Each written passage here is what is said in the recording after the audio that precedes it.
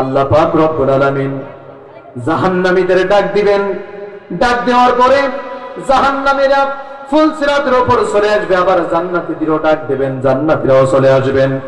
আসার পরে আমার বন্ধুগণ, ওই জান্নাতীর এবং জাহান্নামীদের সামনে একটা ছাগলের মতো আকৃতি সাদা রঙের একটা প্রাণীকে হাজির করবে, যার গায়ে লেখা থাকবে হলো মাউত। ওই মাউত লেখা প্রাণীটাকে আল্লাহ পাক রব্বুল আলামিন আবার মৃত্যু ঘটিয়ে দেবেন। ঘটিয়ে দেওয়ার সঙ্গে সঙ্গে বলবে, ও জান্নাতীরা, তোমরা জান্নাতে চলে যাও, তোমরা জান্নাতে চলে যাও, আর তোমাদের কোনোদিন মৃত্যু হবে না। খালিদিনা ফিহা আবাদান, তোমাদের চিন্তার কোনো কারণ নাই, চিরকাল তোমরা জান্নাতে থাকবে। আর জাহান্নামীরা, তোমরা যতই মৃত্যু কামনা করো না কেন, আজকে তোমাদের সামনে মৃত্যু ঘটাই দিলাম, তোমরা জাহান্নামে চলে যাও, তোমাদের কোনোদিন মৃত্যু হবে না। জোরে কান নাউযুবিল্লাহ। তার মানে বোঝা গেল মৃত্যু হবে না। দেহটা বড় জাহান্নামের উত্তপ্ত আগুন, তার দেহে তার শাস্তি দেবে, সে অনুভব করতে থাকবে। এবার যখন আযাব সহ্য করতে পারবে না, তখন কান্নার কান্না জাহান্নামীদের, কান্না করতে করতে চোখের পানি তাদের এত বেশি বের হবে। হাদিসের ভিতরে এসেছেন যে চোখের পানি এমন করে বের হবে, মনে হবে যেন তাদের চোখের নিচ দিয়ে একটা ঝর্ণা ধারা, অর্থাৎ একটা নদী প্রবাহিত হয়ে গেছে। এই পানি বের হতে হতে একদিন পানি শেষ হয়ে যাবে, রক্ত বের হওয়া যখন শুরু হয়ে যাবে, তখন এক পর্যায়ে মুখের দুই চোয়ালের ভিতরে বড় গর্ত ধারণ করবে।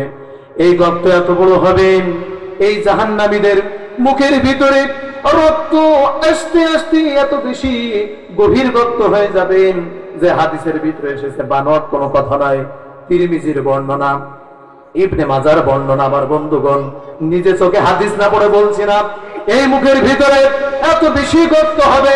হাদিসের ভিতরে এসেছে, নৌজাহান যদি ছেড়ে দেওয়া হয়, ওয়ানাসে নৌকা চলে যাবে, কোনো বাধা বিঘ্ন থাকবে না। আমি তেলাওয়াত করেছি কুরআনুল কারীমের 10 নম্বর সূরা, সূরা ইউনূস থেকে। সূরা ইউনূসের 13 নম্বর আয়াতে কারিমা আমি তেলাওয়াত করেছি। আল্লাহ পাক রব্বুল আলামিন যেন পূর্ণ আমলের নিয়াতে আমাকে কিছু কথা বলার আর আপনাদেরকে শোনার মতো তৌফিক দান করেন। জোরে বলি আমিন। আরো জোরে বলি আল্লাহুম্মা আমিন। সম্মানিত উপস্থিতি, এই আয়াতের ভিতরে এবার প্রবেশ করব। আল্লাহ তাআলা যেন নূর দান করে, বলি আমিন। আল্লাহ পাক রব্বুল আলামিন বলছেন, ওয়ালাকাদ আহলাকনাল কুরুনা মিন ক্বাবলিকুম লাম্মা যালামু। আলোচনায় মনোযোগ দিতে হবে এবং চুপচাপ শুনতে হবে। আল্লাহ তাআলা বলছে, তোমাদের পূর্বের বহু জাতিকে আমি ধ্বংস করে দিয়েছি জুলুম করার কারণে। সবাই বলেন তো কিসের কারণে? জুলুম করার কারণে। ওয়াজাআতুহুম রুসুলুহুম বিল বায়িনাত। আর ওই সমস্ত জাতির কাছে তাদের নবীরা, রাসূলেরা এসেছিল বায়িনাত নিয়ে, আল্লাহর পক্ষ থেকে হেদায়েতের বাণী নিয়ে, দাওয়াত নিয়ে এসেছিল। কিন্তু আমা কানু লিইউমিনু, তারা কোনোভাবেই দাওয়াতে ঈমান আনতে তারা রাজি ছিল না। এটাই ছিল তাদের স্বভাব। আল্লাহ তাআলা বলছে, কাযালিকা নাজজিল কওমাল মুজরিমিন। আমি এই সমস্ত জালেমকে এভাবেই ধ্বংস করে থাকি। বলেন তো, পৃথিবীর সমস্ত জালেমকে ধ্বংস করেছেন একজন, তিনি কে? ফেরাউন জুলুম করেছিল, তাকে কে ধ্বংস করেছেন? নমরুদ জুলুম করেছিল, তাকে কে ধ্বংস করেছেন? আবু জাহেল জুলুম করেছিল, তাকে কে ধ্বংস করেছেন? আবু লাহাব জুলুম করেছিল, তাকে কে ধ্বংস করেছেন? শেখ হাসিনা জুলুম করেছিল, তাকে কে মামু বাড়ি দিল্লি পাঠিয়েছেন? অতএব আজকে আয়াত থেকে আমরা তাফসীর করার পূর্বে অনুবাদ থেকে যেটা বুঝলাম, আমাদেরকে সাবধান হওয়ার ব্যাপার। নচেত আমরা যদি জুলুম করি, আমাদেরও খবর আছে না নাই? আমার বন্ধুগণ, আল্লাহ রাব্বুল আলামিন বলেন, ওয়ালাকাদ আহলাকনাল কুরুন من قبلكم لما ظلموا وجاءتهم رسلهم بالبينات وما كانوا ليؤمنوا كذلك نجزي القوم المجرمين জোরে বলেন আল্লাহু আকবার। আল্লাহ রাব্বুল আলামিন আমাদের পূর্বের বহু জাতিকে ধ্বংস করেছে সেই কথা এখানে উল্লেখ করে দিয়ে আমাদের এই শিক্ষা দিতেছেন, যাতে করে আমরাও যেন আল্লাহর পক্ষ থেকে আসা যে দিন, যে বিধান, শারআলাকুম মিনাদ-দীনি মা ওয়াসা বিহি নূহু ওয়াল্লাযী আওহাইনা ইলাইকা ওয়া মা ওয়াসাইনা বিহি إبراهيم وموسى وعيسى أن أقيموا الدين ولا تتفرقوا فيه سورة بولين الله أكبر। আল্লাহর পক্ষ থেকে আসা যে শরিয়াত, নির্ধারিত যে দিন, ইন্নাদ-দীন ইনদাল্লাহিল ইসলাম, এইটা যেন আমরা ভুলে না যাই। এটা ভুলে যে যেন আমরা শিরিক না করি, কুফর না করি, বিদআতি না করি, মানুষকে অন্যায়ভাবে ক্ষমতায় থাকার লোভে যেন আমরা হত্যা না করি। এজন্য আল্লাহ পাক রব্বুল আলামিন এই আয়াতে কারিমা, কোরআনে কারিমে আমাদের জানিয়ে দিলেন। যেরকম সুবহানাল্লাহ। সম্মানিত উপস্থিতি, আমার প্রিয় ভাইরা, আমরা বুঝতে পারলাম ইতিপূর্বে যাদেরকে আল্লাহ রাব্বুল আলামিন ধ্বংস করেছিল তারা অবশ্যই তাগুতি শক্তি ছিল এবং তারা আল্লাহর দ্বীন গ্রহণ করে নাই। কিন্তু বলেন তো, আমাদের আল্লাহর দ্বীন গ্রহণ করার দরকার আছে না নাই? আল্লাহর দ্বীন গ্রহণ করতে হবে। যদি গ্রহণ না করি আমাদের পরিণাম কত ভয়ানক হতে পারে। শুরুতেই আমি একটা হাদিস থেকে আপনাদের শোনাবো। আমাদের আখিরাত সামনে আছে না নাই? আসতে বলবেন না, জোরে বলেন আছে না নাই? আখিরাতের জীবন হলো আসল জীবন, সেটাই হলো পার্মানেন্ট জায়গা। এখন এই দুনিয়ার জিন্দেগিতে যদি আমরা ইসলামকে যদি গ্রহণ না করতে পারি তাহলে আমাদের আখিরাত কত ভয়ানক হয়ে যাবে। দেখেন, আমার নবীজি হাদিসের ভিতরে বলছেন, মনোযোগ আছে তো আপনাদের? আমার নবীজি বলেন, উকিদাত আন-নার ওয়াল ফাসানাতিন, আল্লাহ পাক রব্বুল আলামিন জাহান্নামের আগুনটা 1000 বছর ধরে জ্বালালেন। এরপরে কি করলেন? 1000 বছর ধরে যখন উত্তপ্ত করলেন জাহান্নামের আগুন, সঙ্গে সঙ্গে ওই জাহান্নামের আগুনের কালারটা হয়ে গেল ফাবিয়াবদাত, সাদা রঙের হয়ে গেল। এরপরে সুম্মা উকিদাত আল-ফাসানাতিন, আবার 1000 বছর যখন জাহান্নামের আগুনকে উত্তপ্ত করা হলো তখন ফাহমাররাত, ওই জাহান্নামের আগুন তখন সাদা রং ধারণ করলো। এরপরে সুম্মা উকিদাত, আবার যখন ওই জাহান্নামের আগুনকে আবার আল-ফাসানাতিন 1000 বছর যখন আবার উত্তপ্ত করা হলো তখন ফাসওয়াদ্দাত, তখন জাহান্নামের আগুনটা কি হয়ে গেল? জাহান্নামের আগুনটা তখন কালো কুচকুচি গভীর রাত, যেমন আমাবস্যার অন্ধকার রাত, এমন রাতের মতো অন্ধকার হয়ে গেল। যেরকম নাউযুবিল্লাহ। আমার নবীজি বলেন, বর্তমান সময়ে জাহান্নামের আগুন এমন অন্ধকার রাতের মতো কুচকুচি অন্ধকার, এবং এই দুনিয়ার আগুন যতটা তাপ দিতে পারে, হাদিসের ভিতরে এসেছে আমার নবীজি বলেছেন ওই জাহান্নামের আগুন দুনিয়ার আগুনের চেয়ে 70 গুণে বেশি তাপ দিতে পারে। আমার ভাইরা, যদি কেউ আল্লাহর দ্বীনকে বাদ দিয়ে, বাইয়িনাতকে বাদ দিয়ে, যদি কেউ হিউম্যান মানব রচিত আইন দিয়ে যদি তার জীবন চলাফেরা করে, অবশ্যই বলেন তো তার জন্য এমন কঠিন জাহান্নাম আছে না নাই? আসতে বলবেন না, জোরে বলেন আছে না নাই? ইন্না জাহান্নামা কানাত মিরসাদা লিত-তাগীনা মাআবা, যারা সীমা লঙ্ঘন করবে, যারা বাইয়িনাত থেকে দূরে সরে যাবে, যারা আলেমদের ফাঁসির কাষ্টে ঝোলাবে, যারা আলেমদের বিরোধিতা করবে, যেমন ইতিপূর্বের বহু জাতি যেমন নবীদের সঙ্গে বেয়াদবি করেছিল, নবীদেরকে ধরে ধরে হত্যা করত, নবীদের দিন গ্রহণ করে নাই, এমনটা আজ যদি কেউ করে বলেন তো তার জন্য এই দুনিয়া এবং আখিরাতে আযাবের ব্যবস্থা আছে না নাই? আমার ভাইরা, জাহান্নামের কথা বলতেছিলাম, দিলটা নরম করেন, কত কঠিন কথা দেখেন। ওই জাহান্নামের আগুন এত গভীর রাতের মতো অন্ধকার, এই দুনিয়ার আগুনের চেয়ে 70 গুণে বেশি তাপ দিবেন।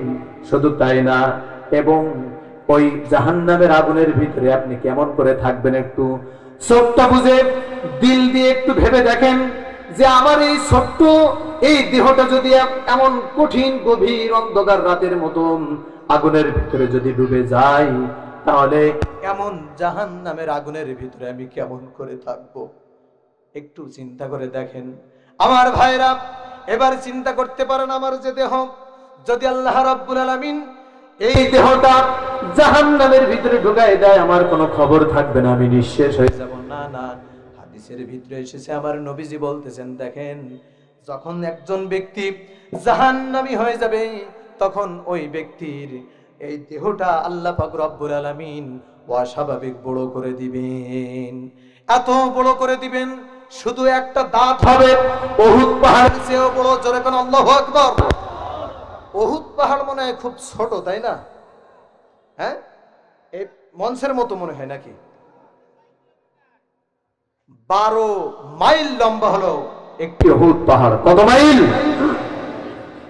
তো 12 মাইলের চেয়ে বড় যদি হয় একটি দাঁত, 32টা দাঁত হলে কি অবস্থা ভাবছেন একবার? আমার এই ছোট্ট ছোট্ট দাঁতের তুলনায় দুনিয়ার জিন্দেগিতে দেহটা যত বড়, জাহান্নামীদের ওই 11টা উহুদ পাহাড়ের চেয়ে বড় দাঁত, 32টা দাঁত হবে, ওই দাঁতের তুলনায় বডি হবে। আল্লাহু আকবার। সব ক্ষমতা কার হবে? আমার বন্ধুগণ,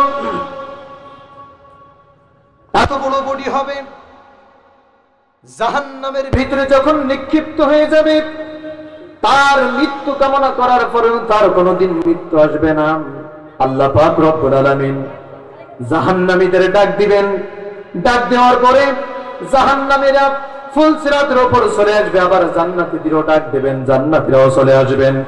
আসার পরে আমার বন্ধুগণ, ওই জান্নাতীর এবং জাহান্নামীদের সামনে একটা ছাগলের মতো আকৃতি সাদা রঙের একটা প্রাণীকে হাজির করবে, যার গায়ে লেখা থাকবে হলো মাউত। ওই মাউত লেখা প্রাণীটাকে আল্লাহ পাক রব্বুল আলামিন আবার মৃত্যু ঘটিয়ে দেবেন। ঘটিয়ে দেওয়ার সঙ্গে সঙ্গে বলবে, ও জান্নাতীরা, তোমরা জান্নাতে চলে যাও, তোমরা জান্নাতে চলে যাও, আর তোমাদের কোনোদিন মৃত্যু হবে না। খালিদিনা ফিহা আবাদান, তোমাদের চিন্তার কোনো কারণ নাই, চিরকাল তোমরা জান্নাতে থাকবে। আর জাহান্নামীরা, তোমরা যতই মৃত্যু কামনা করো না কেন, আজকে তোমাদের সামনে মৃত্যুরে মৃত্যু ঘটাই দিলাম, তোমরা জাহান্নামে চলে যাও, তোমাদের কোনোদিন মৃত্যু হবে না। জোরে কান নাউযুবিল্লাহ। তাহার মানে বোঝা গেল মৃত্যু হবে না, দেহটা বড়, জাহান্নামের উত্তপ্ত আগুন তার দেহে তার শাস্তি দেবে, সে অনুভব করতে থাকবে। এবার যখন আযাব সহ্য করতে পারবে না, তখন কান্নার কান্না, জাহান্নামীদের কান্না করতে করতে চোখের পানি তাদের এত বেশি বের হবে। হাদিসের ভিতরে এসেছেন যে চোখের পানি এমন করে বের হবে, মনে হবে যেন তাদের চোখের নিচ দিয়ে একটা ঝর্ণা ধারা, অর্থাৎ একটা নদী প্রবাহিত হয়ে গেছে। এই পানি বের হতে হতে একদিন পানি শেষ হয়ে যাবে, রক্ত বের হওয়া যখন শুরু হয়ে যাবে, তখন এক পর্যায়ে মুখের 2 চোয়ালের ভিতরে বড় গর্ত ধারণ করবে। এই গর্ত এত বড় হবে, এই জাহান্নামীদের মুখের ভিতরে রক্ত আস্তে আস্তে এত বেশি গভীর গর্ত হয়ে যাবে যে হাদিসের ভিতরে এসেছে, বানোয়াট কোনো কথা নয়, তিরমিজির বর্ণনা, ইবনে মাজার বর্ণনা। আমার বন্ধুগণ, নিজে চোখে হাদিস না পড়ে বলছি না, এই মুখের ভিতরে এত বেশি গর্ত হবে, হাদিসের ভিতরে এসেছে নৌজাহান যদি ছেড়ে দেওয়া হয়, অনায়াসে নৌকা চলে যাবে, কোনো বাধা বিঘ্ন থাকবে না। আমার বন্ধুগণ, তাহলে চিন্তা করে দেখেন তো, আল্লাহর পক্ষ থেকে বাইনা তাসাম, আল্লাহর দ্বীন, এটা গ্রহণ করার দরকার আছে না নাই? আমার বন্ধুগণ, আল্লাহর দ্বীনকে গ্রহণ করতে হবে। শুধু গ্রহণ করেই বসে থাকলে হবে না। আন আকিমুদ্দিন, এই দিন কায়েম করতে হবে। এটি নফল না ফরজ? আস্তে বলবেন না, জোরে বলেন, নফল না ফরজ? আন আকিমুদ্দিন ওয়ালা তাতাফাররাকু ফীহি, জোরে বলেন আল্লাহু আকবার। আল্লাহর দ্বীন কায়েম করা, আল্লাহর দ্বীন কায়েমের সংগ্রাম করা যেমন ফরজ, আবার দলাদলি না করাও ফরজ, জোরে কোন ঠিক কিনা? আল্লাহ তাআলা বলছেন আন আকিমুদ্দিন ওয়ালা তাতাফাররাকু ফীহি, দিন কায়েম করো, আবার তোমরা দলাদলি করো না। ওয়াতাসিমু বিহাবলিল্লাহি জামিআন ওয়ালা তাফাররাকু, জোরে বলেন আল্লাহু আকবার। আল্লাহ তাআলা ঐক্যবদ্ধভাবে কোরআন নামক রশিদে আঁকড়ে ধরতে বলেছেন এবং দলাদলি করতে নিষেধ করেছেন। শুধু তাই নয়, আমার রাসূলের মাধ্যম দিয়ে আল্লাহ পাক রব্বুল আলামিন দিন কায়েমের জন্য 5টি কর্মসূচি দিয়েছেন। 1 নম্বর হলো আল জামাআ, আস-সামউ, আত-তাআত, আল হিজরাত, আর নাম্বার 5 হলো আল জিহাদ। এই 5টা কর্মসূচি যদি বান্দা যদি গ্রহণ করতে পারে, আল্লাহ পাক রব্বুল আলামিন ওই বান্দাদের মাঝে আল্লাহর দ্বীন কায়েম করে দিবেন। আস্তে কোন সুবহানাল্লাহ, আর জোরে বলি সুবহানাল্লাহ। আমার ভাইরা, তাহলে 1 নম্বর হলো আল্লাহর দ্বীন কায়েম করতে হলে, আল্লাহর দ্বীন কায়েমের সংগ্রাম করতে হলে 1 নম্বর হলো আল জামাআ, অর্থাৎ ঐক্যবদ্ধ হতে হবে। কিন্তু বলেন তো দেখি, আমাদের ভিতরে ঐক্য না অনৈক্য? হ্যাঁ, কথা বলে না কেউ? আমার দেশে দল কয়টা? মুসলমানের দল কয়টা হয়? দলের নাম কি হয়? আমার দেশে কয়টা? আমি তো মনে করি আমার দেশে এই যে দলাদলি করার সবচেয়ে মূল দায়ী হবে কিছু আলেম ওলামা, টুপিওয়ালারা, ঠিক কিনা? তার কারণ আজকে কিছু আলেমদের ভিতরে 2টা খাসলত দেখা যায়। একটা হলো তারা নিজেদের জাহির করতে চায়, নাম্বার 2 হলো তারা অন্যদের পিছে লেগে থাকে, ঠিক কিনা? আমি গবেষণা করে দেখলাম, এই যে জাহির করতে চায় নিজেকে, এর মূল কারণ হলো সে ইলমের বড়াই করে, সে অহংকার দেখাতে চায়, ঠিক কিনা? আর অন্যের পিছনে লেগে থাকে এর মূল কারণ হলো তার ভিতরে হিংসা রয়েছে, বাঘের মতো, কুকুরের মতো, ঠিক কিনা? কারণ কিছু আলেম তারা শয়তানের সঙ্গে একটা বিজনেস করেছে, ফলে তাদের ভিতরে হিংসা থাকবে, বাঘের মতো, কুকুরের মতো, এটাই স্বাভাবিক, ঠিক কিনা? সম্মানিত উপস্থিতি, কষ্ট হচ্ছে আপনাদের? আলোচনা চলবে? যারা বলি ইনশাআল্লাহ। সম্মানিত উপস্থিতি, তো 1 শ্রেণীর আলেমের ভিতরে কেন হিংসা, এর একটা জবাব আপনাদের আমি পরিষ্কার করে দিতে চাই। একদিন বাইতুল মুকাদ্দাসের সামনে দিয়ে ইবলিস যাচ্ছে 3টা গাধা নিয়ে।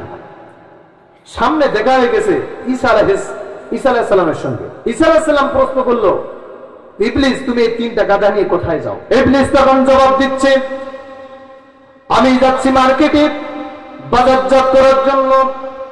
এখন এই 3টা গাধা নিয়ে আমি এখন মার্কেটে যাচ্ছি বাজারজাত করার জন্য। ঈসা আলাইহিস সালাম তখন বলল, ইবলিস শোনো, তোমার এই প্রথম যে গাধা, এই গাধার পিঠে কি রয়েছে? বলে জুলুম। নাম্বার 2 গাধার পিঠে কি রয়েছে? বলে কৃপণতা। নাম্বার 3 গাধার পিঠে কি রয়েছে? বলে হিংসা।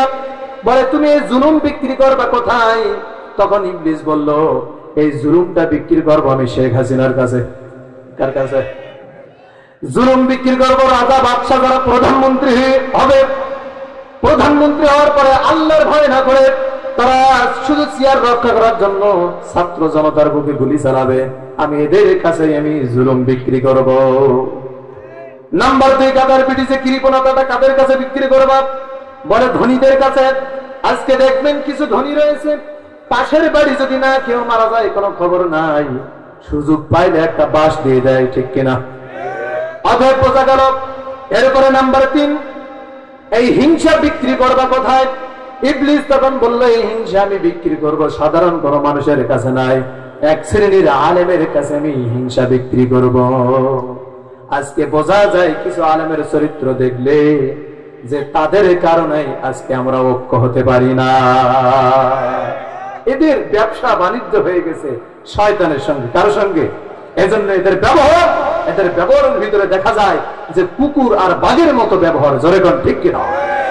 সম্মানিত উপস্থিতি, আসলে যারা দিন কায়েমের ব্যাপারে বিভিন্ন কায়দায় কৌশলে মানুষকে ভাগাভাগি করে দিবে, এদের চরিত্র হলো মুনাফিকি চরিত্র। কি চরিত্র? এদের চেহারা কিন্তু একেবারে জিব্রিল ফেল। চেহারা কেমন? দেখলে একেবারে নবীদের মতো চেহারা, আর কর্ম হলো শয়তানের মতো। চেহারা হলো নবীদের মতো, তেল তেলা চেহারা একবারে। এজন্য আল্লাহ রাব্বুল আলামিন সুন্দর করে জানিয়ে দিয়েছেন, وَمِنَ النَّاسِ مَن يَقُولُ آمَنَّا بِاللَّهِ وَبِالْيَوْمِ الْآخِرِ وَمَا هُمْ بِمُؤْمِنِينَ। জোরে বলেন আল্লাহু আকবার। আল্লাহ পাক বলছেন, নবী হে, মানুষের মধ্যে কিছু মানুষ রয়েছে, তারা বলবে আমরা আল্লাহকে বিশ্বাস করি, আখিরাতকে বিশ্বাস করি। তাদের দেখলে একবারে মনে হবে তারা খাঁটি মুসলমান, কিন্তু তারা প্রকৃত মুমিন নয়, তারা হলো মুনাফিক। জোরে কোন ঠিক কিনা? একটা ছেলে সে স্কুলে যেতে নিয়ে গর্তের ভিতরে কিছু ব্যাঙের বাচ্চা দেখছে। আচ্ছা, এখানে অনেক সিনিয়র লোক রয়েছে, আপনারা বলেন তো যে ছোট্টবেলায় ব্যাঙের বাচ্চা দেখতে কি মাগুরের মতো হয় না? পার্থক্য করা একটু কঠিন নয়? তো এই ছোট্ট বাচ্চা চিন্তা করলো, আমি তো স্কুল কামাই দিতে পারি না, ফাঁকি দিতে পারি না, আজকে যদি এই মাগুরের বাচ্চাগুলো ধরে নিয়ে যায়, আমার অন্তরটা আজকে কিছু বলবে না। তো চিন্তা করলো আজকে এই মাগুরগুলো ধরে নিয়ে যাব। কিন্তু ওগুলো কিসের বাচ্চা? ব্যাঙের বাচ্চা। ধরে নিয়ে ব্যাগে উঠায় এবার বাড়িতে চলে গেল। মা দেখে বলে, তোর গায়ে কাদা, স্কুলে যাস না, কারণ কি? বলে, মা চিন্তার কারণ নাই, অনেক টাকার মাগুর নিয়ে এসেছে। মা এবার ব্যাগটা নিয়ে দেখে কিসের বাচ্চা? পিটানি দেয়, পিটানি খায়, দৌড়ার, বলে, মা তোর জাত ভালো না।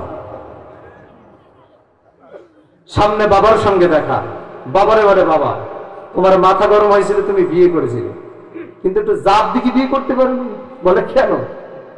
বলে, আমি এত কষ্ট করে মাগুর নিয়ে আসলাম, এরপরে মা আমার মারে। বাবা তখন ব্যাগটা নিয়ে দেখে কিসের বাচ্চা? বাবা তখন ডাক দিয়ে বলে, মাগুরের মতো দেখলে কি আর মাগুরের বাচ্চা হয়?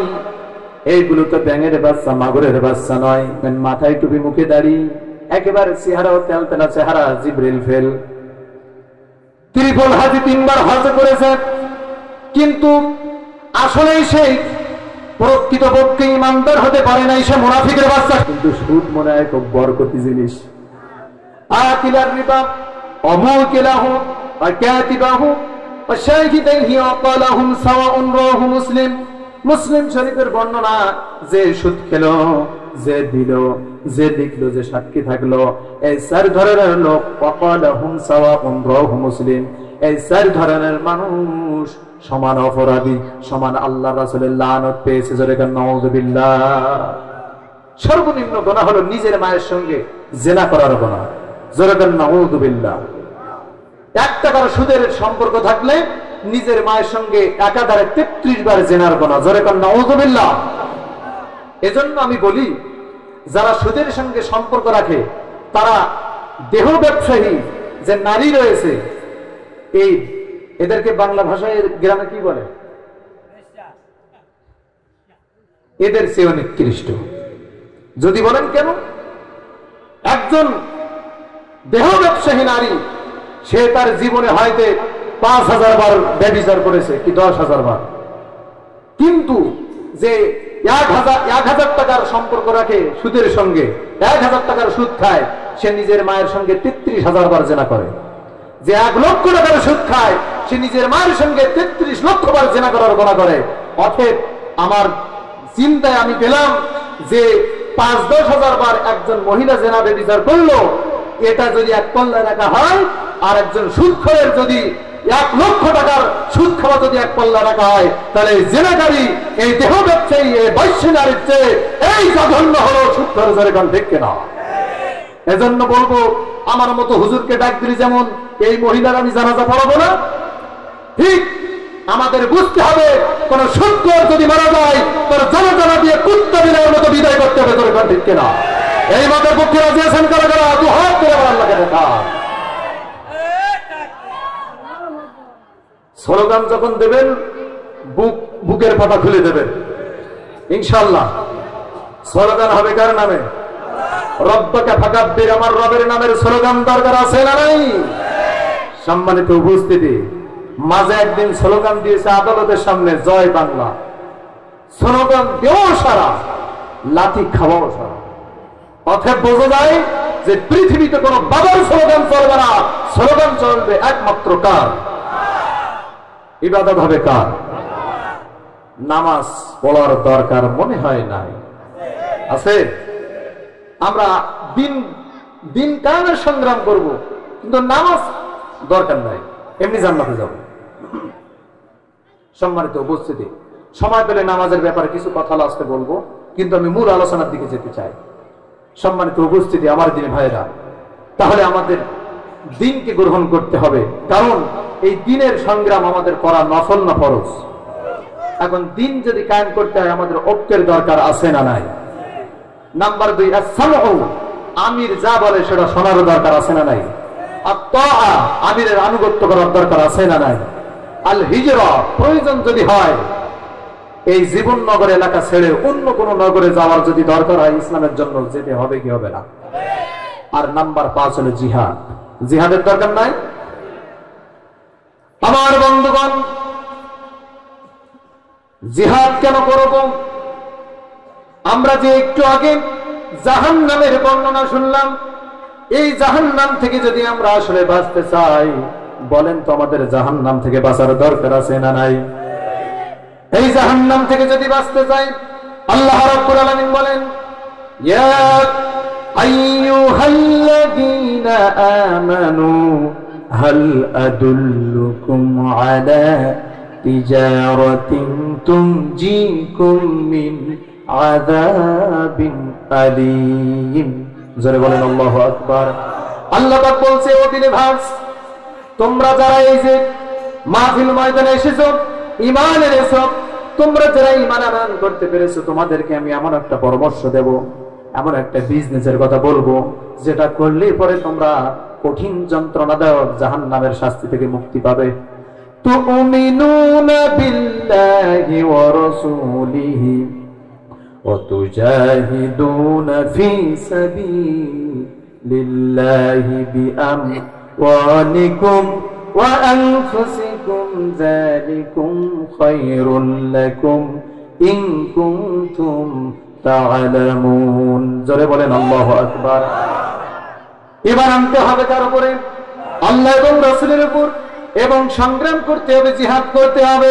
বিআমওয়ালিকুম ওয়া আনফুসিকুম, আমাদের মাল এবং জান দিয়ে। সম্মানিত উপস্থিতি, আমার প্রিয় ভাইরা, এখন প্রশ্ন থাকতে পারে, হুজুর আমরা জিহাদ যে করব, এখন কাদের বিরুদ্ধে করব, কার সঙ্গে করব? এমন একটা প্রশ্ন আছে না নাই? আল্লাহ রাব্বুল আলামিন বলেন, ইয়া আইয়ুহান নাবিয়্যু জাহিদিল কুফফারা ওয়াল মুনাফিকিনা ওয়াগলুজ আলাইহিম ওয়া মাআওয়াহুম জাহান্নাম। আল্লাহ রাব্বুল আলামিন বলেন, নবী হে, তুমি সংগ্রাম করো, জিহাদ করো। 1 নম্বর হলো কাফেরদের বিরুদ্ধে, আর নম্বর 2 হলো মুনাফিকদের বিরুদ্ধে। আমি আয়াতটা নিয়ে ভেবে চিন্তে দেখলাম, আমরা বাংলাদেশের মুসলমান, বাংলাদেশের ছাত্র সমাজ, বাংলাদেশের যুবকেরা, বাংলাদেশের মুসলমানেরা, তাওহীদি জনতা কাফেরদের সঙ্গে জিহাদ করেছে, যুদ্ধ করেছে, সংগ্রাম করেছে, করে বিজয় লাভ করেছে। কিন্তু এখনের দিন কায়েমের জন্য আর একটা গোষ্ঠীর সঙ্গে জিহাদের বাকি রয়েছে, সেটা হলো মুনাফিকের গোষ্ঠী। যেরকম ঠিক কিনা? আল্লাহ তাআলা বলছে 1 নম্বর হলো কাফেরদের সঙ্গে, নাম্বার 2 কাদের সঙ্গে? কারণ এই জিহাদ না করলে তো দিন কায়েম হবে না। এখন জিহাদ করতে হবে কাদের সঙ্গে? 1 নম্বর হলো কাফের, নাম্বার 2 এখন কাফের হাসিনার সঙ্গে আপাতত আমাদের এক ইনিংস শেষ, কিন্তু এরপরে এখন মুনাফিকদের সঙ্গে বাকি রয়েছে। কারণ এখনো আপনি দিন কায়েমের কথা বলবেন, এখন সরাসরি না আসলেও ভিতরে ভিতরে কিছু মুনাফিক ক্ষতি করবে। কারণ মুসলমানদের ক্ষতি করেছে ইহুদি, খ্রিস্টান, হিন্দু, বৌদ্ধ, অন্যান্য জাতিদের চেয়ে টুপিওয়ালা, দাড়িওয়ালা কিছু নামধারী মুসলমান নামক মুনাফিকের বাচ্চারা। যেরকম ঠিক কিনা? কুড়াল যখন কাঁধের গায়ে আঘাত করে তখন কার ডাক দিয়ে কুড়ালকে বলে, ও ভাই কুড়াল, আমার তো তোমার সাথে কোনো শত্রুতা নাই, তো তুমি কেন আমাকে আঘাত করো? তখন কুড়াল ডাক দিয়ে বলে, ভাই আমার 14 গোষ্ঠীর বাবার ক্ষমতা ছিল না তোমাকে আঘাত করি, কিন্তু তাকিয়ে দেখো আমার পিছনে তোমার জাত ভাই কাঠ আমার পিছনে ঢুকানো আছে। ঠিক কিনা? অতএব অন্যান্য ধর্মের মানুষেরা যতটা না ক্ষতি করে, কাফেররা যত না ক্ষতি না করে, তার চেয়ে বেশি ক্ষতি করে এই মুনাফিকরা। এজন্য এই নিফাক থেকে আমরা দূরে থাকবো, আর মুনাফিকদের থেকে আমরা দূরে থাকবো। মুনাফিকদের সাথে আমাদের কোনো সম্পর্ক নাই। আল্লাহ পাক তুমি কবুল করো, জোরে বলে আমিন। তাহলে দ্বীনের বিকল্প আমাদের কোনো রাস্তা, বাইনাতের বিকল্প আমাদের কোনো রাস্তা নাই। আমার নবী যে দুনিয়াতে এসেছিলেন মূলত কোন দ্বীনের জন্য বলেন তো? ইন্না দ্বীনা ইনদাল্লাহিল ইসলাম। এই দিন প্রতিষ্ঠা করাই ছিল আমার রাসূল সাল্লাল্লাহু আলাইহি সাল্লামের এই দুনিয়াতে আসার মূল মিশন। জোরে কান সুবহানাল্লাহ। আল্লাহ রাব্বুল আলামিন বলেন, হুয়াল্লাযী আরসালা রাসূলাহু বিল হুদা ওয়া দীনিল হাক্কি লিইয়ুযহিরাহু আলাদ দীনি কুল্লিহি ওয়া কাফা বিল্লাহি শাহীদা। জোরে বলেন আল্লাহু আকবার। তিনি সেই মহান সত্তা যিনি তার রাসূলকে দুনিয়াতে প্রেরণ করেছেন, পাঠিয়েছেন। এজন্য পাঠিয়েছেন তিনি যেন কি করতে পারেন, এই পৃথিবীতে যত ইজম রয়েছে, তন্ত্র মন্ত্র রয়েছে, যত বাতিল দিন রয়েছে, সব কিছুর উপর যেন আল্লাহর দিন, ইন্নাদ দীনা ইনদাল্লাহিল ইসলাম, আল্লাহর দিন ইসলামটারে যেন বিজয় করতে পারে। এজন্য রাসূলকে পাঠালেন। জোরে বলেন সুবহানাল্লাহ। কিন্তু যখন দিন কায়েম করব তখন জ্বালা পোড়া ধরবে। শারা'a লাকুম মিনাদ-দীন শারা'a লাকুম মিনাদ-দীন মা ওয়াসসা বিহি নূহান ওয়াল্লাযী আওহাইনা ইলাইকা ওয়া মা ওয়াসাইনা বিহি إبراهيم وموسى وعيسى أن أقيموا الدين ولا تتفرقوا فيه كبر على المشركين ما تدعوهم إليه। জোরে বলেন আল্লাহু আকবার। যারা মুশরিক তারা তাদের অন্তরে জ্বালা পোড়া ধরে যাবে, তারা আল্লাহর দ্বীনকে সহ্য করতে পারবে না। সহ্য না করতে পারে এই সমস্ত মুশরিকরা কি করবে? তারা এবার আল্লাহর দ্বীনকে কিভাবে নিভানো যায় এই চেষ্টা তাদের ভিতরে থাকবে। কিন্তু বলেন তো আসলে ইসলামের বিজয় দেবেন একজন, তিনি কে? আমার ভাইরা, এই পৃথিবীর যে তাগুতি শক্তি রয়েছে, এই তাগুতি শক্তির কাজ হলো কিভাবে ইসলামকে নিভাই দেওয়া যায়। তারা নিজেরা ইসলাম গ্রহণ করে না, নিজেরা ইসলাম মানে না, অন্যকে মানতে বাধার সৃষ্টি করে। এটাকে বলা হয় তাগুত। তাগুতের গডফাদার ছিল ফেরাউন। সবাই বলেন তাগুতের গডফাদারের নাম কি? এই ফেরাউন, সে এক সময় জুলুম করেছিল। সে আল্লাহর দ্বীনকে নিভানোর জন্য সে চিন্তা করলো যে মূসাকে দুনিয়া আসতে দেওয়া যাবে না। একদিন একজন এসে মূসার সংবাদ দিচ্ছে যে ফেরাউন, তোমার শত্রু মূসার জন্ম হয়। একথা শোনা মাত্রই ফেরাউন বলে, অসম্ভব। আজকের থেকে ফরমান জারি হলো, আজকের থেকে ফরমান জারি হলো, যতগুলো নবজাতক সন্তান এই পৃথিবীতে আসবে সবগুলোকে হত্যা করতে হবে। বলেন তো এটা কোনো আইনের সাইজ হলো? এখন তার মানুষ হত্যার মূল কারণ কি ছিল? তার চেয়ারকে রক্ষা করতে হবে। যেরকম ঠিক কিনা?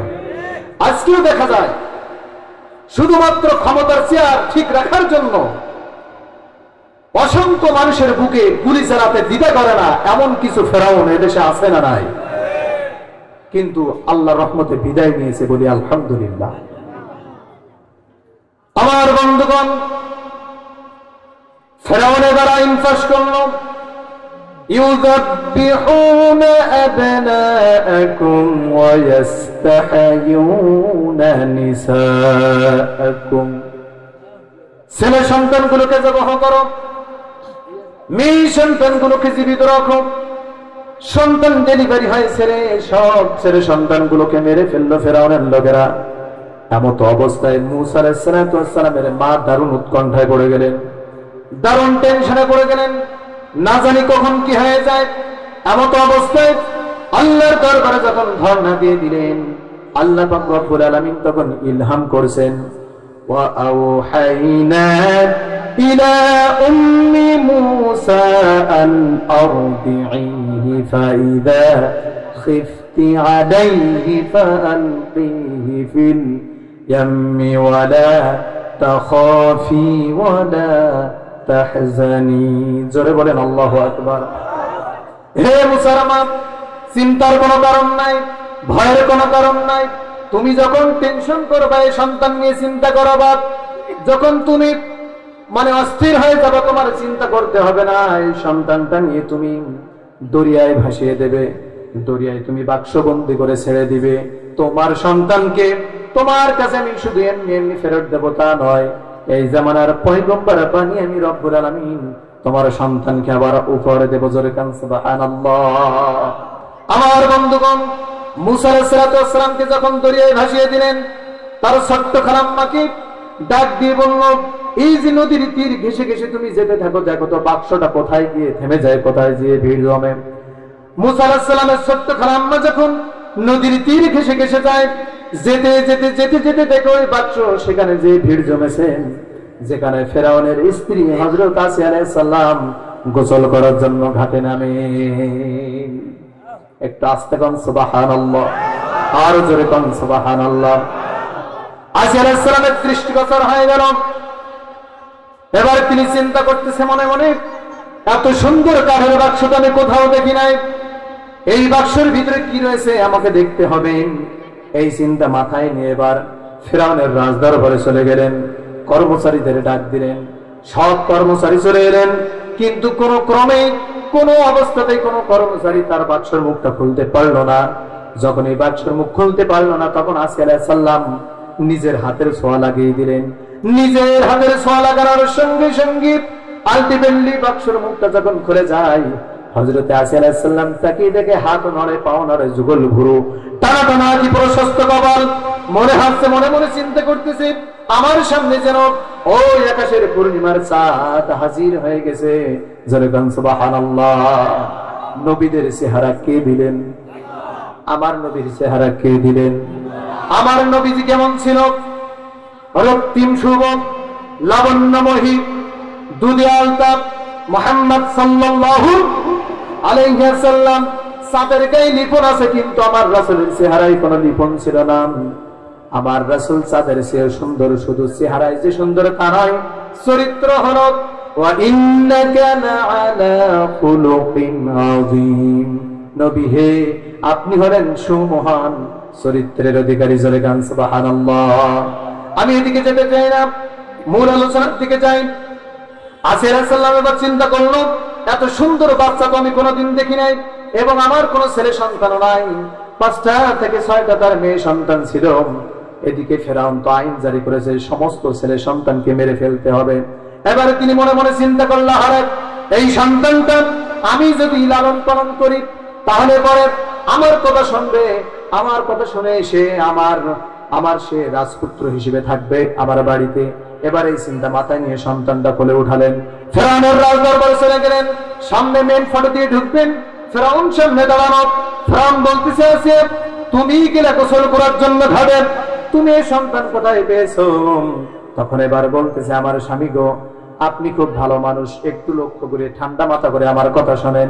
আপনি তাকিয়ে দেখেন তো, এত সুন্দর চক্ষু শীতলকারী বাচ্চা আপনি কোনোদিন দেখেছেন নাকি? বলে না, এমন বাচ্চা আমি দেখি নাই, কিন্তু আমার সন্দেহ হয় 40,000 শিশু হত্যা করলাম যেই মুসার ভয়ে, আমার বুঝি সেই মুসা আমার ঘরে। ধারণা ব্যাঠিক না সঠিক? সঠিক হলে কি হবে? ومكروا ومكر الله والله خير الماكرين জোরে বলেন আল্লাহু আকবার। সর্বোত্তম কৌশলীকে, ফয়সালাকারীকে। ধারণা সঠিক কিন্তু কিছু করার নাই, আল্লাহর ফয়সালা হয়ে গেছে। এবার আসিয়া আলাইহিস সালাম বলতেছে আমার স্বামীকে, আপনি যাই বলেন না কেন কোনোভাবেই কোনো অবস্থাতেই এই সন্তানটারে আমি মারতে দেব না। আপনি যাই বলেন না কেন এই সন্তানটারে এই বাড়ি আমি তার লালন পালন করব, এই পরিবারে তার আমি রাজপুত্রের মর্যাদা দেব। আমি আপনি যা শিখাবো তাই সে শিখবে, তাই সে বলবে। ফেরাউন তখন চিন্তা করলো, হারে সবার কথা তো আর ফেলানো যায় না, সবার কথা ফেলানো গেলেও তো বউর কথা সহজে ফেলানো যায় না। তার মানে হুজুরগিরি সব জায়গায় খাটে, নেতাগিরি সব জায়গায় খাটে, কিন্তু বউর কাছে কাজ। সেরকম ঠিক কিনা? এক কথাই বলে দেবে, তুমি যে কত নম্বর হুজুর আমি জানি। যেরকম ঠিক কিনা? সম্মানিত উপস্থিতি, আমার প্রিয় ভাইরা, এবার ফেরাউন তখন বলতেছে, ঠিক আছে আসিয়া, তুমি যেহেতু লালন পালন করবা, তা ঠিক আছে তুমি লালন পালন করো। আসিয়া তখন বলতেছে, আমার স্বামী আপনি খুব ভালো মানুষ, আপনি আমাকে খুব ভালোবাসেন, কিন্তু এই সন্তানটার আমি লালন পালন যে করবো, দুধ পাবো কোথায়, কি খাওয়াবো তারে? আমার বন্ধুগণ, এবার ফেরাউন নিজ দরবার থেকে কি করলো? ঘোষণা দিয়ে দিল, আমার স্ত্রী একটা পুত্র পারক নিয়েছে, তোমরা কে আছো তার দুধ পান করাতে পারবে? যদি তোমরা কেউ দুধ পান করাতে পারো, তাহলে আমার দরবার থেকে সবচেয়ে বেশি বেতনের বরাদ্দ করব এবং সবচেয়ে ভালো একটা রুমের ব্যবস্থা করব, যেখানে দক্ষিণা হাওয়া বয় এমন জায়গায় কি থেকে আমার এই পালক পুত্রকে লালন পালন করবে। শত শত মহিলা চলে এলো, কিন্তু কোন ক্রমে কোন মহিলার স্থানে মুখ দেয় না, মা বলে না, দুধ পান করে না। 3 দিন চলে গেল আসিয়া আলাইহিস সালামের। এবার আসিয়া আলাইহিস সালামের মন খারাপ হয়ে গেল। হঠাৎ করে একজন মহিলা এসে বলতেছে, ও আসিয়া, এই বাচ্চাটা যেন তেন কোনো মহিলাকে মা বলবে না, দুধ পান করবে না, কিন্তু আমার খোঁজে একজন মহিলা রয়েছে। তার মানে মুসার মাকে ডেকে আনো। কাকে ডেকে আনো?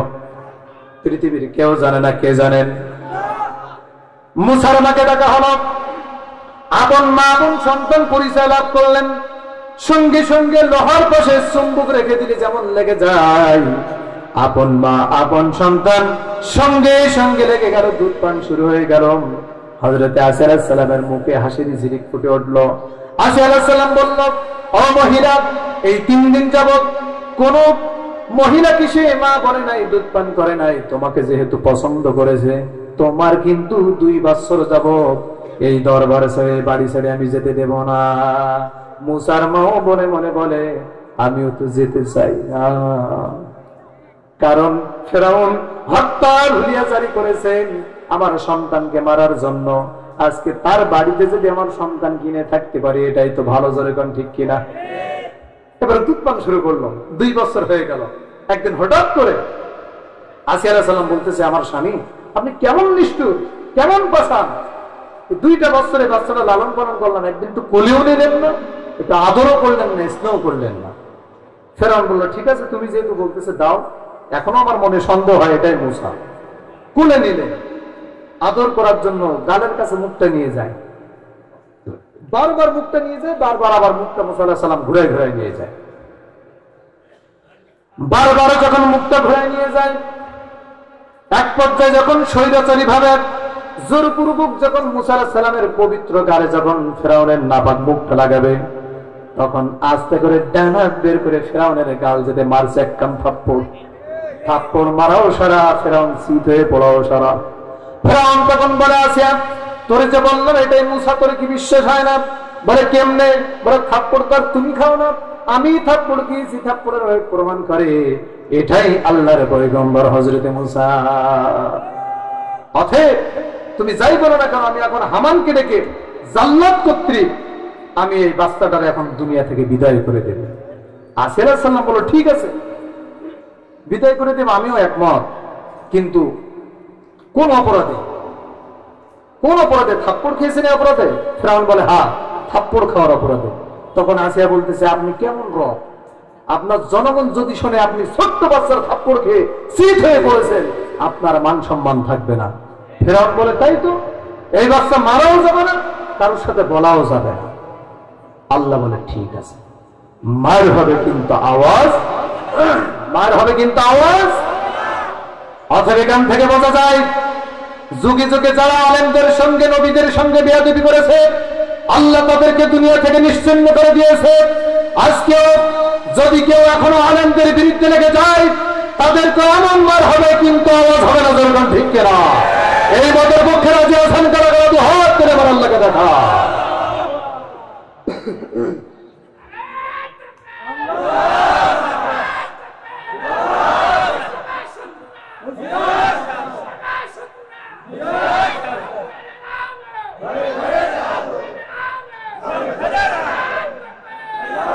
আল্লাহ তুমি হাতকে কবুল করো। আরো জোরে বলি আল্লাহুম্মা আমিন। সম্মানিত উপস্থিতি আমার দিনী ভাইরা, এরপরে আস্তে আস্তে যখন মুসা আলাইহিস সালামের বয়স 10 বছর হয়ে গেল, তখন এবার ফেরাউন বলল আনা রব্বুকুমুল আ'লা। তখন ঝামেলা আছে না নাই? জনগণ বলে ঠিক আছে আপনি আমাদের রব, সমস্যা নেই, কিন্তু খাবার চাই। ফেরাউন 3000 পিস ছাগল জবাই করে নির্ধারিত একটা দিনে 3000 লোকের দাওয়াত দিচ্ছে, খাবার দিল। ফেরাউন তার দরবারে বসা, পাশে হলো মুসা আলাইহিস সালাম পালক পুত্র 10 বছরের বাচ্চা বসা, সামনে 3000 মানুষের সামনে 3000 আস্ত ভাজা ছাগল। ফেরাউন বলতেছে আমারও জনগণ তোমরা আগে খাও। জনগণ বলে না আপনি আমাদের রব, আপনি আগে খান। বাদ বিতন্ত হতে হতে সর্বশেষ সিদ্ধান্ত হলো পালক পুত্র আগে খাবে। এখন মুসা কেমন মুসা আপনারা তো কম বেশি জানেন যে মালাকুল মউত ছাড় পায় না, থাপ্পড় খায়, ঠিক কিনা? তো পারমিশন পাওয়ার সঙ্গে সঙ্গে ছাগলের কান ধরে মারছে একটা টান। টান দেওয়াও সারা, আল্লাহর ইশারায় ভাজা ছাগল তাজা হয়ে দৌড় মারাও সারা। জীবিতকে মৃত করেন কে? আবার মৃতকে জীবিত করেন কে? সমস্ত ক্ষমতা কার হাতে? অসম্ভবকে সম্ভব করতে পারেন কে? সম্ভবকে অসম্ভব করেন কে? তাবারাকাল্লাযী বিয়াদিহিল মুলক ওয়া হুয়া আলা কুল্লি শাইইন কাদির। শেখ হাসিনা দৌড়াবে আমরা কেউ ভাবতেও, কিন্তু কার হাতে ক্ষমতা? আল্লাহু আকবার। এই একটা ছাগল যখন ভাজা ছাগল তাজা হয়ে দিছে দৌড়, আর 3000 পিস ছাগলও ওই সাথে মারছে দৌড়। জনগণ তখন বলতেছে ও ফেরাউন তুমি দিলা ভাজা ছাগল, তোমার সন্তান বানালো তাজা ছাগল, তার মানে তোমার চাইতে তো তোমার সন্তান বড়। ফেরাউনের মান সম্মান আছে নাকি? ফেরাউনের যখন এবার মান সম্মান নাই, এদিকে মুসা আলাইহিস সালাম দৌড় মেরে যে আসিয়ার কোলে যে বলতেছে মা আজকে আমার আর বাসন নাই কেন? মানে ভাজা ছাগল তাজা হয়ে গেছে। পিছন থেকে ফেরাউন এবার যে বলতেছে আসিয়া শোনো, এতদিন তোমার কথা শুনেছিলাম, আজকে আর শুনবো না, এই বাচ্চা আমি দুনিয়া থেকে বিদায় করে দেব। আসিয়া বলে ঠিক আছে আমিও একমত, কিন্তু কোন অপরাধে দিবেন? বলে এই ভাজা ছাগলকে তাজা করেছে এই অপরাধে। আসিয়া তখন বলতেছে আমার স্বামী গো একটু ডিপলি চিন্তা করেন, ভেবে চিনতে পারেন, দেখেন এই বাচ্চার তো কোনো অপরাধ না, বরং আরো ভালো গুণ। বলে কেমনে? বলে যে এই বাচ্চা মরা প্রাণীর কানে হাত দিলে জিন্দা হয়ে যায়, এই বাচ্চা তো আমারও কাজে লাগবে আপনারও কাজে লাগবে। বলে কেমনে? বলে আপনি যেদিন মারা যাবেন আপনার কান ধরে সন্তান যদি টান দেয় আপনিও জিন্দা হবেন। ফেরাউন বলে তাই তো, এই সন্তান কাজে লাগবে, মারা যাবে না। আল্লাহ বলে ঠিক আছে মার হবে কিন্তু আওয়াজ হবে না। মুসা বাঁচবে, ফেরাউন তোর সামনে সময় পানিতে চুবানি আছে না নাই? তার মানে বোঝা গেল যে যত জুলুম করে, যে যত জুলুম করে, যে যত বড় জালেম হয়, আল্লাহ তাকে তত ছোট ছোট জিনিস দিয়ে দুনিয়া থেকে বিদায় করে। ছোট্ট বাচ্চা 2 বছর বয়স 3 বছর বয়স, সে যদি পানিতে ডুবে মরে এটাই স্বাভাবিক, ঠিক কিনা? কিন্তু বড় 40-50 বছরের মানুষ যদি পানিতে ডুবে মরে এটা কি মেনে নেওয়া যায়? অতএব ফেরাউনকে পানিতে ডুবাই দুনিয়া থেকে নিশ্চিহ্ন করেছেন একজন, তিনি কে? সম্মানিত উপস্থিতি, এই যে জালেম জুলুম করেছিল, দেখেন আরো একটা ঘটনা মনে পড়ে যায়। হযরত আসিয়া আলাইহিস সালাম কার স্ত্রী? ফেরাউনের স্ত্রী। এত সময় তো আসিয়ার কথা বলতেছিলাম, কিন্তু আসিয়া আলাইহিস সালাম কি করেছে দেখেন। আল্লাহর যে এই যে বাইনাত, এই বাইনাত গ্রহণ করা, আল্লাহর দ্বীন গ্রহণ করা, আল্লাহকে রব বলে গ্রহণ করা, এটা যে কি চ্যালেঞ্জের বিষয়, একটা পরীক্ষার ব্যাপার, সেটা হযরত আসিয়া আলাইহিস সালাম দেখিয়ে দিয়েছিলেন। শুনবেন আপনারা? আমার ভাইরা, আল্লাহর দিন শুধু গ্রহণ করলেই চলবে না, আল্লাহকে শুধু রব বললেই চলবে না। ইন্নাল্লাযীনা ক্বালু রাব্বুনাল্লাহু সুম্মা ইসতাকামু তাতানাজ্জালু আলাইহিমুল মালায়েকা আল্লা তাখাফু ওয়া লা তাহজানু ওয়া আবশিরু বিল জান্নাহ وأبشروا بالجنة التي كنتم توعدون। জোরে বলেন আল্লাহু আকবার। আল্লাহকে রব বলা যায় সহজ বিষয়, কিন্তু সুম্মাস্তাকামু, তার উপরে টিকে থাকা বলেন তো কঠিন আছে না নাই? আবু জাহেলকে বলা হয়েছিল, আবু জাহেল বলো তো দেখি, এই বিশাল আকাশ দেখা যায়, বিস্তীর্ণ জমিন দেখা যায়, মহাসমুদ্র দেখা যায়, এই বিশাল পৃথিবীর রব কে? আবু জাহেল বলেছিল অবশ্যই আল্লাহ পাক রব্বুল আলামিন। অতএব আবু জাহেল যদি বলতে পারে যে এই পৃথিবীর রব আল্লাহ, আমাদের পক্ষে বলা একটু কঠিন না? জোরে গান ঠিক কিনা? কিন্তু সুম্মাস্তাকামু, টিকে থাকা কঠিন আছে না নাই? শুধু মুখে মুখে বললাম যে আমরা দ্বীন গ্রহণ করলাম, বাইয়িনাত গ্রহণ করলাম, এটাই সহজ, কিন্তু তার উপর টিকে থাকা কত কঠিন। এজন্য আমরা অনেক সময় বলি যে স্বাধীনতা অর্জন করা সহজ, অর্জন করা যায়, টিকায় রাখা, রক্ষা করা কঠিন আছে না নাই? এজন্য আল্লাহ রাব্বুল আলামিন বলেন, আহাসিবান নাসু আইয়ুতরাকু আইয়াকুলু আমান্না ওয়া হুম লা ইফতানুন। জোরে বলেন আল্লাহু আকবার। ঈমান এনেছো, আল্লাহকে রব করেছো, বাইনাত গ্রহণ করেছে, কথা বললেই কিন্তু ছাড় হবে না। অবশ্যই বলেন তো দেখি, পরীক্ষার দরকার আছে না নাই? আমার বন্ধুগণ, যখন এই ফেরাউন যখন বলেছিল আনা রাব্বুকুমুল আ'লা, তখন জনগণ যদিও মোটামুটি মেনে নেয়, ঘরের স্ত্রী হযরত আসিয়া আলাইহিস সালাম তখন আর মানে না। আসিয়া তখন বলে, আমার স্বামী গো, আপনি আমার স্বামী, আপনাকে আমি অর্ডার করি, ভালোবাসি, আপনার জন্য প্রয়োজন যদি হয় আমি জীবন দিতে পারি, কিন্তু আমি আল্লাহ ছাড়া কাউরে আমি রব বলতে পারি না। সুবহানাল্লাহ। বাড়ি যে কোন, হ্যাঁ, তৎকালীন সময় মানে কি বলা যায়, পাওয়ারফুল একজন নেতা ফেরাউন, তার স্ত্রী হয়ে তার চোখের সামনে, তার সামনাসামনি তাকে রব না মেনে আল্লাহকে রব বলা কি সহজ ব্যাপার? যখন এই কথা বলে গেল, তখন এবার ফেরাউন চিন্তা করলো যে আমার ঘরের বউ যদি আমাকে রব না বলে, তাহলে জনগণ তো আমার মানবে না, অতএব আমার চেয়ার রক্ষা করার জন্য আমাকে প্রয়োজন হলে হত্যা করতে হবে। আজও দেখা যায় যে চেয়ার রক্ষা করার জন্য অনেক সময় নিরপরাধ মানুষকে হত্যা করে। যেরকম ঠিক না? শুধুমাত্র ক্ষমতার চেয়ার দখল করার জন্য আল্লামা সাঈদীকে হত্যা করেছে। যেরকম ঠিক না? শুধুমাত্র ক্ষমতার চেয়ার রক্ষা করার জন্য নিরপরাধ ভাবে নিরপরাধ আল্লামা মামুনুল হককে বছরের পর বছর জেলখানার ভিতরে, আয়না ঘরের ভিতরে রেখেছে। ঠিক না? নিরপরাধ মানুষকে জেলের ভিতরে রেখেছে। শুধু তাই না, আমি হামজা ভাইকে পর্যন্ত আয়না ঘরে রেখেছে শুধুমাত্র ক্ষমতা পাকাভক্ত করার জন্য। ঠিক না? সম্মানিত উপস্থিতি, অতএব বোঝা গেল, ওয়ালাকাদ আহলাকনাল কুরুনা মিন ক্বাবলিকুম লাম্মা যালামু ওয়া জাআতুহুম রুসুলুহুম বিল বায়িনাত।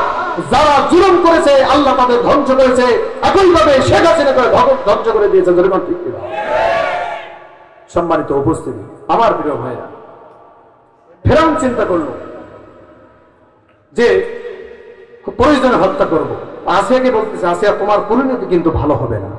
তো বললো, কি আর হবে, না হয় জীবন দেব, কিন্তু রবকে আল্লাহ পাক রব্বুল আলামিন। আমার বন্ধুগণ, আসিয়া আলাইহিস সালামের যে 5টা থেকে 6টা মেয়ে সন্তান ছিল, ফেরাউন চিন্তা করলো একজন মা তার সন্তানের কাছে বড় দুর্বল। এবারে আসিয়া আলাইহিস সালামের চোখের সামনে 6 জন সন্তানকে যখন ধরলেন, ডেকচিতে করে গরম পানি করলেন, গরম তেল করলেন, টকটকে তেলের ভিতরে বড় মেয়েটারে যখন দিয়ে দিল, তখন মাছ যেমন তেলের ভিতরে দিনে যেমন রোস্ট হয়ে যায়, ভেজে যায় একটা মাছের মতো করে বড় মেয়েটারে ভেজে দিলেন। দ্বিতীয় তৃতীয় চতুর্থ পঞ্চম 5টা মেয়েকে একইভাবে দুনিয়া থেকে বিদায় করলেন। ছোট্ট একটা মেয়ে যখন বাকি রয়েছে মায়ের কোলে, আসিয়ার কোলে, তখন ফেরাউনের লোকজনেরা এসে তাকে কোনোভাবেই কোল থেকে আর ছাড়াতে পারে না। যখনই কোল থেকে ছাড়াতে পারে না, ফেরাউন তখন নিজেই চলে এল বাবার কোলকে নিরাপদ মনে করে। তখন ফেরাউনের কোলে ওই ছোট্ট 2 বছরের বাচ্চা যখন লাফ দিয়ে চলে গেল, এই নিষ্ঠুর বেয়াদব ফেরাউন তার দিলে কোনো মায়া হলো না, ছোট্ট 2 বছরের বাচ্চাকে ধরে নিয়ে ওই উত্তপ্ত তেলের ভিতরে ছেড়ে দিয়েছে। যখন তেলের ভিতরে ছেড়ে দেয়, ছোট্ট 2 বছরের বাচ্চা 2টা হাত উঁচু করে আসিয়ার দিকে তাকায় রয়েছে। মনে হয় বুঝাতে চাই, মা তুমি মনে করতেছ আমি উত্তপ্ত তেলের ভিতরে? না না, তোমার চিন্তার কোনো কারণ নাই, আমি জান্নাতে চলে গিয়েছি, তুমিও তেলের ভিতরে লাফ দিয়ে পড়ে আল্লাহর জান্নাতের মেহমান হয়ে যাও। এরপরে যখন সব মেয়েরা বিদায় হয়ে গেল, আসিয়া আলাইহিস সালাম রয়েছে বাকি। ফেরাউন বিয়াদব করল কি, হাজার হাজার মানুষের সামনে নিজের স্ত্রী হযরত আসিয়াকে একেবারে উলঙ্গ করে দিল, বস্ত্রহীন করে দিল। তক্তার উপরে তাকে শোয়াই নিয়ে তার হাতের ভিতরে লোহার শলাকা দিল, হাতের ভিতরে লোহার শলাকা, পায়ের ভিতরে লোহার শলাকা। শুধুই সেখানে শেষ নয়, কপাল বরাবর যখন লোহার পেরেক ঢুকাই দিল, এক পর্যায়ে তাকে একটা লোহার চিরুনি দিয়ে মাথা থেকে টান দিয়ে তখন পা পর্যন্ত চামড়াগুলো সব খুলে খুলে দিল। এক পর্যায়ে শুধু সেখানেই শেষ করলো না, মাথার উপরে যখন টকবকে তেলগুলো ঢেলে ঢেলে দেয়, তখন আসিয়া আলাইহিস সালামের মাথা থেকে একটা একটা করে চুল সব পড়ে যেতে থাকে।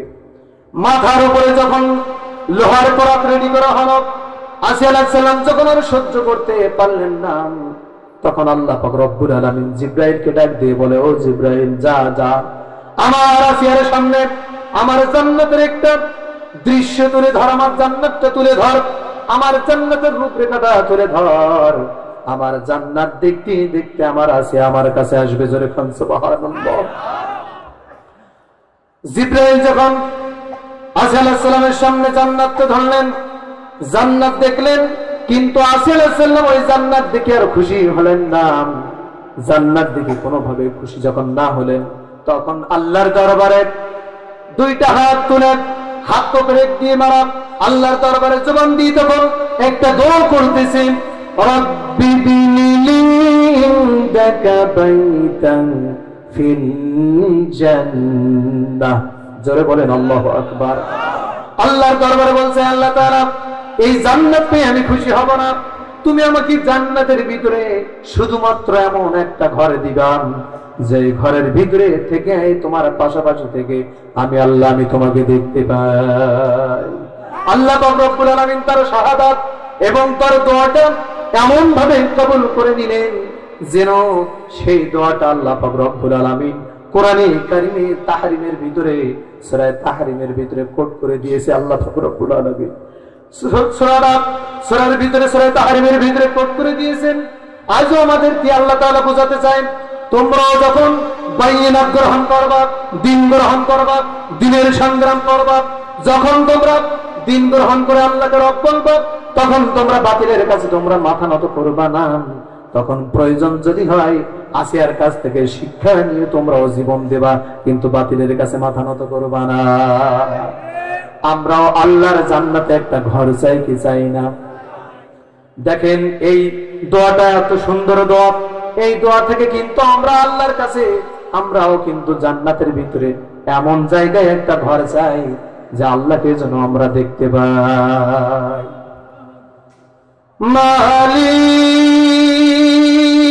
মালিক তুমি জান্নাতে,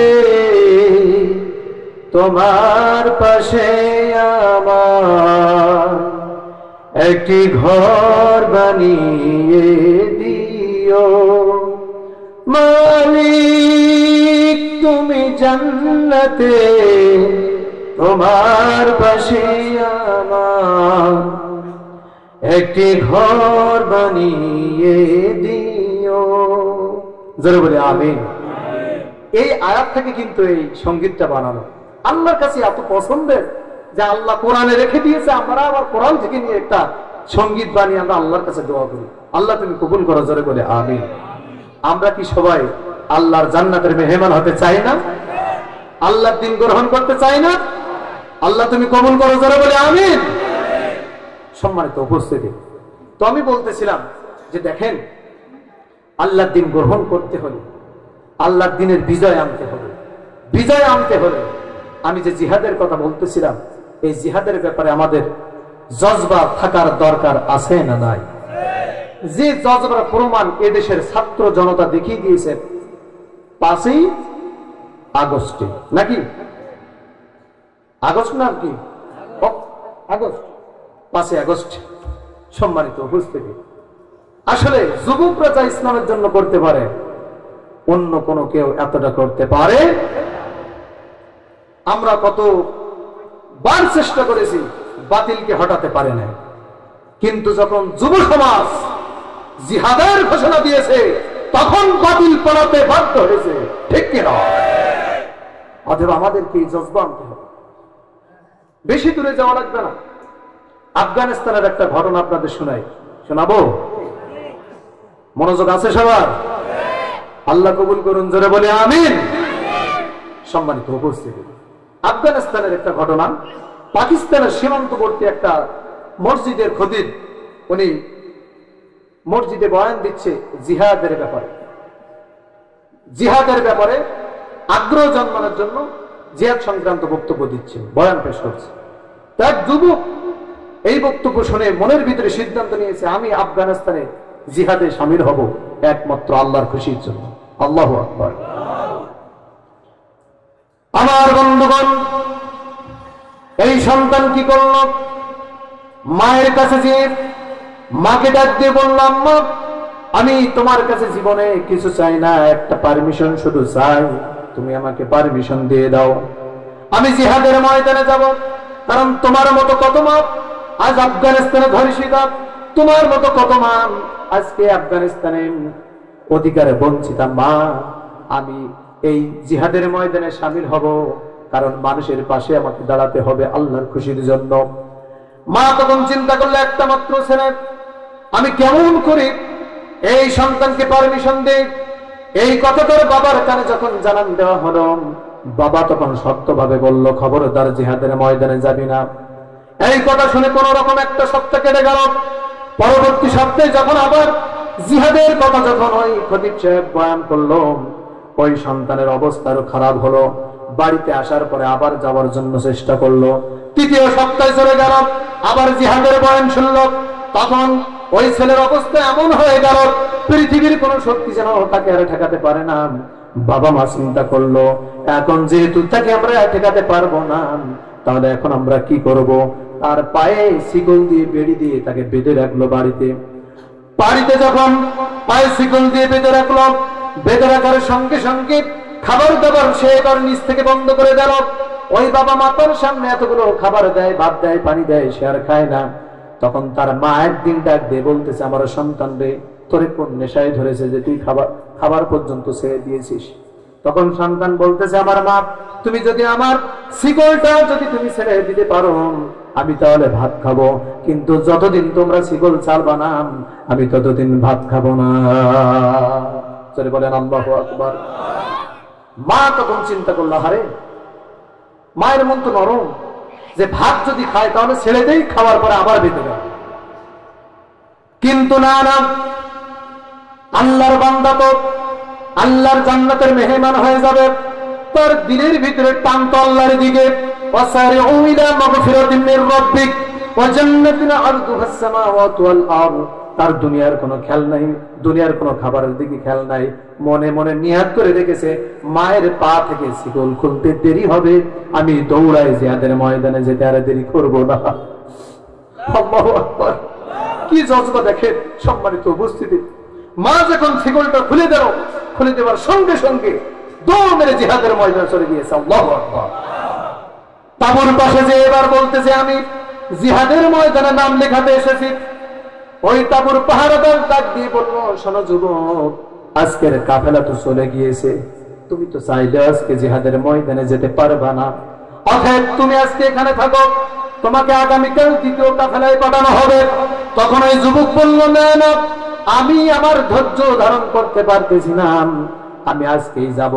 অতএব তুমি একটা কাজ করো, বলো তো আজকে জিহাদের কাফেলাটা কোন দিকে গিয়েছে, তুমি একটু ইশারা করে দেখিয়ে দাও। ইশারাতে দেখানো হলো, দৌড় মারতে দৌড় মারতে, ওয়াসারিউ ইলা মাগফিরাতিন মির রাব্বিক ওয়া জান্নাতিন আরদুহা আস-সামাওয়াতু ওয়াল আরদ, দৌড়াতে দৌড়াতে সাজান ওই জিহাদের ময়দানে জান্নাতের দিকে যাওয়া শুরু করলো। যেতে যেতে সামনে গিয়ে দেখে জিহাদের ময়দানে গিয়ে পৌঁছাই গিয়েছেন। কাফেরদের সঙ্গে লড়াই করবে আফগানিস্তানে, কিন্তু হাতে তো কোনো অস্ত্র নাই, কিছু পাথর নিয়ে, চকা চকা পাথর নিয়ে যখন ওই কাফেরদের সঙ্গে লড়াই শুরু করে দিল, এক পর্যায়ে তখন ওই সন্তানটা শহীদ হয়ে দুনিয়া থেকে বিদায় হয়ে গেল। এদিকে জিহাদ শেষ করে কাফেলার লোকজন সব চলে এলো। তার নাম তো আর খাতায় লেখা ছিল না, কেউ তার খবর জানে না। একটা পাহাড়ের আড়ালে এসে শহীদ হয়ে পড়ে আছেন। 2-3 মাস চলে গেল। এদিকে বাবা মা তখন আর সন্তানের কোনো খোঁজ খবর পায় না। বাবা মা যখন আর সন্তানের খোঁজ খবর যখন আর পায় না, তখন হঠাৎ করে বাবা মার কাছে স্বপ্নে তার স্বপ্ন দেখানো হচ্ছে। যেরকম সুবহানাল্লাহ, স্বপ্নে ওই সন্তান বলতেছে, আমার বাবা, আমার মা, আমি এমন কি অপরাধ করলাম যে আমার দেহটা পড়ে রয়েছে কিন্তু তোমরা নিয়ে যাও না। এমন স্বপ্ন যখন বাবা মা একটা টাইম দেখলো, তখন আর চোখের পানি ধরে রাখতে পারলো না। বাবা মা পাগল করা হয়ে বাড়ি থেকে বের হয়ে চলে এলো। তাঁবুর পাশে এসে জানান দিল, এমন পায়ে সেকুল বাঁধা ছিল, তোমরা এমন একটা ছেলেকে দেখেছো নাকি? তখন ওই তাঁবুর পাহারাদার বলল, হ্যাঁ, এখান থেকে 2.5 মাস পূর্বে এমন একটা ছেলে এসেছিল পায়ে সেগুলো বাঁধা, সে কোনো কথা না শুনে জিহাদের ময়দানে চলে গিয়েছিল। তখন এবার ওই জিহাদের ময়দানে যিনি ক্যাপ্টেন ছিলেন, প্রধান ছিলেন, তিনি এবার বলল, ঠিক আছে, কোন দিকে গিয়েছিল, কোন দিকে গিয়েছিল, কোন দিকে গিয়েছিল দেখানোর সঙ্গে সঙ্গে এবার তখন যখন দেখানো হয়, দেখানোর সঙ্গে সঙ্গে দলবল নিয়ে চলে গেল ওই পাহাড়ের আড়ালে। যখনই চলে গেলেন, যাওয়ার সঙ্গে সঙ্গে দেখেন ওই সন্তান শহীদ হয়ে পড়ে আছে, কিন্তু তার শরীর থেকে 2.5 মাস পরেও তাজা রক্ত বের হচ্ছে। জোরে কোন সুবহানাল্লাহ, আর জোরে কোন সুবহানাল্লাহ। তার মানে এখান থেকে বোঝা গেল শহীদেরা মরে না।